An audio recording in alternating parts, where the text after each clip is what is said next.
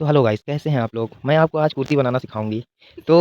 तो मैं ये बोल रही हूँ कि आप कैसे सिएँगे? अरे नहीं नहीं रुको, मैं लड़का नहीं लड़की ही हूँ। तो चलिए आज मैं आपको दिखाती हूँ कि आज मेरे पास इतने सारे सिलाई के ऑर्डर्स कैसे आए। पहले तो मैं आपको एक सलाह देना चाहती हूँ, अगर आप सिलाई करते हैं तो आप अपने पास ब्लाउज पीसेस जरूर रखिए और वो पीसेस कस्टमर के सामने रखिए, देखेंगे तभी तो लेंगे ना। और यही करके मेरे पास इतने सारे ऑर्डर्स आ गए हैं, लोगों ने लिया भी और मुझे सिलने के लिए दिया भी। और ये पीसेस इतने सस्ते हैं ना कि मेरी हर एक सिलाई में यूज होता है। टोटल मिला के ये बहुत ही काम की चीज है। तो पहला ऑर्डर है इस वेलवेट के फैब्रिक से कुर्ती स्टिच करना। ये कुर्ती है मेरी मौसी की लड़की की, तो मैं उसके लिए स्टिच करने वाली हूँ। अब चलते हैं अगले ऑर्डर की तरफ। तो अगर आप मेरी वीडियोस देखते हैं तो आपको तो पता ही होगा कि मैंने 15 रुपए वाले पीस मंगवाए थे और उसी से मुझे इतने सारे ऑर्डर्स मिले हैं। तो ये वाला ऑर्डर किसका है ये मुझे याद नहीं आ रहा था, इसलिए मैंने इसको साइड में रख दिया। तो चलते हैं अगले ऑर्डर की तरफ। ये ऑर्डर है एक दादी का, जिसको मुझे 2 दिन में स्टिच करके देना है। अभी यहाँ पे आपको सेम ब्लाउज पीसेस देखने के लिए मिलेंगे। अगला भी ऑर्डर है एक ब्लाउज स्टिच करने का, इसको मुझे कल ही स्टिच करके देना है। इस कलर का 2 ब्लाउज पीस था पर दोनों ही थोड़ा डैमेज निकल गया, पर मैंने उसको भी बना लिया क्योंकि मेरे पास 9 रुपए वाले भी ब्लाउज पीस थे ना।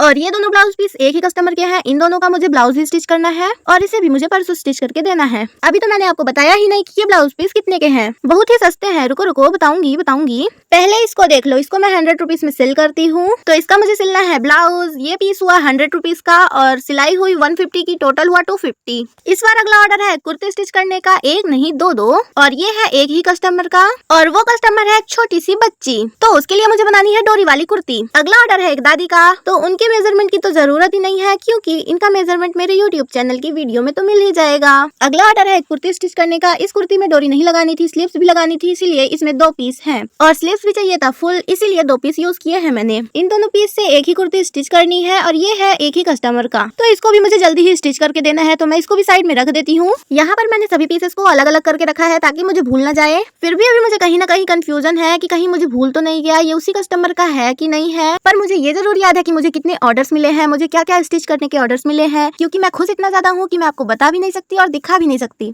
इसका मुझे एक कुर्ती स्टिच करना है। ये है मेरी मामी की लड़की का, यानी मेरी सिस्टर का, और 50 पीस में सिर्फ 2 ही ब्लैक पीस थे। पर ब्लैक पीस का इतना सारा डिमांड है ना कि मैं क्या ही बताऊं। जितने लोग भी मेरे पास पीस खरीदने आते हैं वो सारे लोग ब्लैक पीस का ही डिमांड करते हैं। पर ये पीस मेरी मम्मी को पसंद आया था, इसीलिए मैं एक उनके लिए सिलूंगी और एक दादी के लिए। और सच बताऊं ना तो ये सारे पीस सेम है बिल्कुल, और इतनी कंफ्यूजन हो रही है ना मुझे कि मैं क्या ही बताऊं। हर बार मुझे भूल जाता है कि अरे ये किसका पीस है, पर कोई ना, मैं तो हूँ ही भुलक्कड़, मेरी मम्मी ने मुझे याद दिला दिया, वरना मुझे तो भूल ही गया था। अगला ऑर्डर है मेरी फ्रेंड का, इसी तरह का मेरा भी सेम है, हम दोनों ने साथ में ही ऑर्डर किया था। मैंने तो अपना स्टिच भी कर लिया है, रुको अभी दिखाती हूँ। इसकी वीडियो मेरे चैनल में अपलोड है, आप जाकर देख सकते हैं। फिर अगला ऑर्डर है फिर से 15 रुपए वाले पीस का, एक कुर्ती स्टिच करने के लिए। तो मैंने तो बता ही दिया, ये पीस है सिर्फ और सिर्फ 15 रुपए में।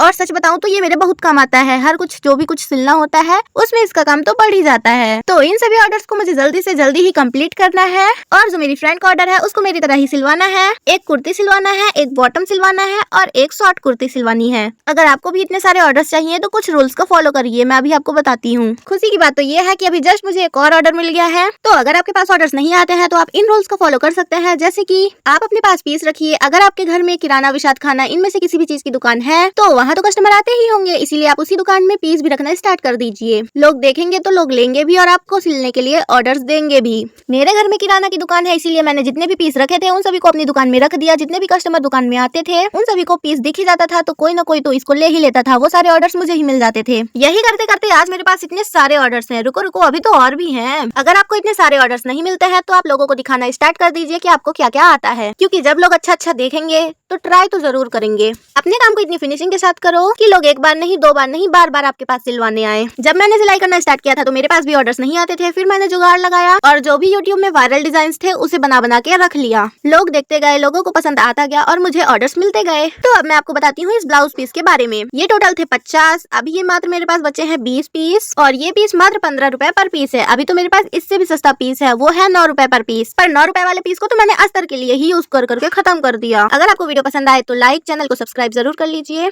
और ऐसी ही सस्ती डील्स के लिए मेरे चैनल में बने रहिए। मिलते हैं अगली वीडियो में, तब तक के लिए बाय बाय।